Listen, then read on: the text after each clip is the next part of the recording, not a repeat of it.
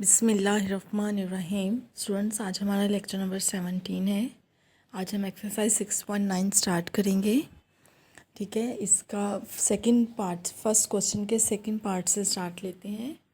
आपके पास है -1/5 -1/3 एंड -1। ठीक है, और आपसे कहा गया है कि आप ये एचपी में है, यानी हार्मोनिक प्रोग्रेशन या हार्मोनिक सीक्वेंस आपके पास है, और आपसे कहा गया है कि 9th टर्म निकालें इसकी। ठीक है, जब भी यानी कुछ भी आपने फाइंड आउट करना है, कोई टर्म निकालनी है, ठीक है, मीन्स निकालने हैं या एन फाइंड आउट करना है, तो आपने इसके अपने फार्मूलाज नहीं हैं, इसमें एपी के फार्मूलाज को यूज़ करना है। और एपी के फार्मूलाज को कैसे यूज़ करना है कि जो आपके पास जो क्वेश्चन गिवन होगा ना, जो इसका सीक्वेंस गिवन होगा, सबसे पहले आपने उसके सीक्वेंस का रेसिप्रोकल ले लेना है। रेसिप्रोकल का मतलब ये होता है कि उसको उल्टा देना है टर्म्स को। ठीक है, तो वो एपी में बन जाएंगी। फिर वैसे ही उसको सॉल्व कर लेना है जिस तरह हमने इस चैप्टर के फर्स्ट पार्ट में एपी को सॉल्व किया। ठीक है, जब वो एपी में सॉल्व हो जाएगा तो फिर आपने उसके आंसर का फिर रेसिप्रोकल ले लेना है, तो वो एचपी का आंसर बन जाएगा। अब आपसे कहा गया है -1/5 -1/3 एंड -1, ये एचपी में है और इसकी 9th टर्म निकालें। ठीक है, सबसे पहले तो हमने इसका रेसिप्रोकल ले लिया। -1/5 का मतलब 5/1 है। ठीक है, फिर उसके बाद आपके पास -1/3 का मतलब है 3/-1 या -3/1, और -1/1, यानी इसको आप लिख सकते हो -5 -3 और -1 are in AP, arithmetic progression में है। ठीक है, उसके बाद यानी हमने इसका रेसिप्रोकल ले लिया ना, इसलिए ये एपी में बन गया। अब एपी की 9th टर्म का फार्मूला अप्लाई करेंगे। वो फार्मूला है A9 का क्या फार्मूला था, A9 = A1 + n-1 d। n क्या था 9, A1 + 8d ये बनेगा। A1 क्या होती है, फर्स्ट टर्म होती है, वो है -5। डिफरेंस क्या है, -3 में से -5 को माइनस करते हैं, आपके पास आ जाएगा 2 आंसर। ठीक है, ये देखिए मैं बड़ा करके आपको शो कर देती हूँ 2 आंसर। और n आपके पास कितना है 9। n 9 क्यों है, इसलिए आपको कहा गया था 9th टर्म निकालें, इसलिए n आपके पास क्या है 9। उसके बाद आपने 9th टर्म का फार्मूला अप्लाई किया। A1 की जगह A1 की वैल्यू पुट कर दी, n की जगह 9 लिख दिया, d की जगह आपने 2 लिख दिया। इसको सॉल्व किया, आपके पास 11 आंसर आ गया। 11 किसका आंसर है, एपी का, अरिथमेटिक प्रोग्रेशन, अरिथमेटिक सीक्वेंस का। हमें किसका आंसर चाहिए, एचपी का। अब इस आंसर का क्या करेंगे, रेसिप्रोकल लेंगे। जब आप रेसिप्रोकल लोगे तो क्या बनेगा 1/11। ये क्या है 1/11, 9th टर्म है इन एचपी। अब हम इसका करते हैं question number 2, find the 12th term of the harmonic sequence. अब ये देखें स्टूडेंट्स, ये कितनी दफ़ा पेपर में आ चुका है, 2007, 9, 8, 11, 14 एंड 16, इतनी दफ़ा ये रिपीट हो चुका है पेपर्स में।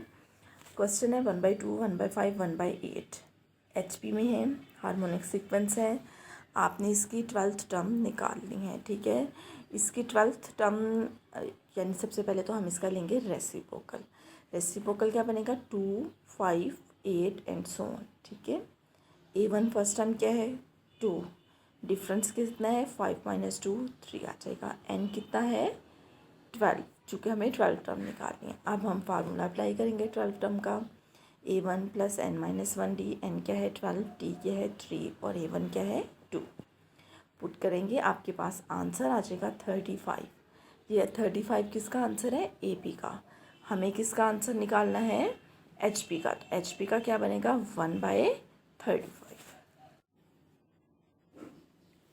क्वेश्चन नंबर 3 है, insert 5 harmonic means between the following given numbers. ठीक है, नंबर्स क्या है -2/5 एंड 2/13। सबसे पहले तो आपने 5 हार्मोनिक मीन्स लिखने, H1, H2, H3, H4, H5 लिख लिए। ठीक है, इनके दरमियान टोटल टर्म ये है एचपी में, हमने सबसे पहले इसको एपी में कन्वर्ट करना है, तो आपने इसका ले लेना है reciprocal. -5/2, 1/H1, 1/H2, 1/H3, 1/H4, 1/H5 और 13/2। ठीक है, A1 आपके पास पहला नंबर है -5/2। A7 का फार्मूला अप्लाई किया 13/2। ठीक है, यहाँ से D का आंसर आ गया 3/2। अब फार्मूले में पुट करेंगे, 1/h1 का फार्मूला है a1 + d। ठीक है, आपने a1 की वैल्यू पुट की, d की वैल्यू पुट की, h1 का आंसर आ गया -1। फिर 1/h2 का फार्मूला अप्लाई किया, a1 की जगह a1 की वैल्यू पुट की, 2 और d की जगह d की वैल्यू पुट की। ठीक है, अच्छा इसको सॉल्व किया 1/2, किसका आंसर है 1/h2, तो h2 का क्या बनेगा 2, रेसिप्रोकल ले लेंगे ना दोनों साइड पे इसलिए। फिर 1/h3 a4 के बराबर है, that is a1 + 3d। a1 की जगह a1 की वैल्यू पुट की 3 और d की जगह d की, सॉल्व किया 2, आंसर आ गया। इसका रेसिप्रोकल h3 है 1/2। ठीक है, इसी तरह h4 और h5 के आंसर्स आपके पास आ गए। ठीक है, उसके बाद अगला क्वेश्चन है, इसका सेकंड पार्ट है 1/4 एंड 1/24। इनके दरमियान भी अपने 5 हार्मोनिक मीन्स लिखने हैं। ठीक है, बल्कि स्टूडेंट्स ऐसे करते हैं कि पहले इसका सेकंड मेथड भी साथ में देख लेते हैं इसी क्वेश्चन का, फिर अगले क्वेश्चन पे चलते हैं।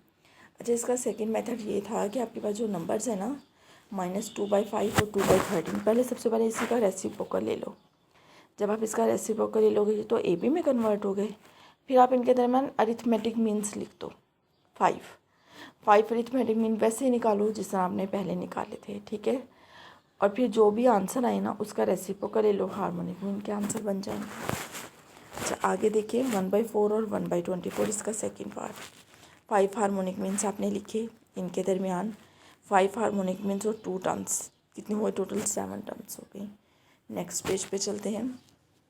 अब आपके पास है 4 सबसे पहले इनका रेसिप्रोकल लिया ना, चूँकि ये AB में कन्वर्ट हो जाएंगे इसलिए 4 1/h1 1/h2 1/h3 1/h4 1/h5 24 are in AB। Total आपके पास टर्म्स कितनी है इसमें देखो, 5 अरिथमेटिक मीन और 2 टर्म्स 7। ठीक है, A1 फर्स्ट टर्म क्या है 4, सेवन्थ टर्म क्या है 24, A7 का फार्मूला अप्लाई किया, A1 + 60 = 24। ठीक है, फिर उसके बाद आपने क्या किया, A1 की जगह A1 की वैल्यू पुट की, डेट इज़ 4 और +60 = 24, 60 = 24 - 4 20, और D आपके पास क्या आ जाएगा 10/3।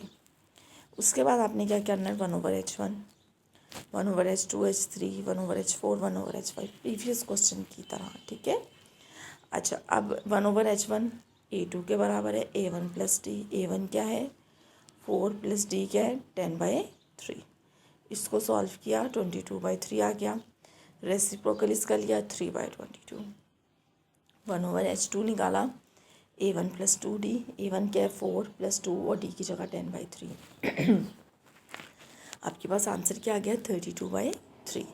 H2 क्या बना 3/32, रेसिप्रोकल उसका। फिर 1/h3 आपने निकाला, A1 + 3D, A1 क्या है 4 3 D क्या है 10/3, इसको सॉल्व किया 42/3 और H3 का आंसर आ गया 3/42। फिर है 1/h4, A1 + 4D formula, A1 की जगह 4 + 4 D की जगह उसकी वैल्यू, आंसर आ गया 52/3। रेसिप्रोकल लेंगे, H4 का आंसर 3/52। फिर 1/h5 और फिर H5 का आंसर आएगा 3/62। अब ये आपके पास क्या आ गए 5 हार्मोनिक मीन्स आ गए बिटवीन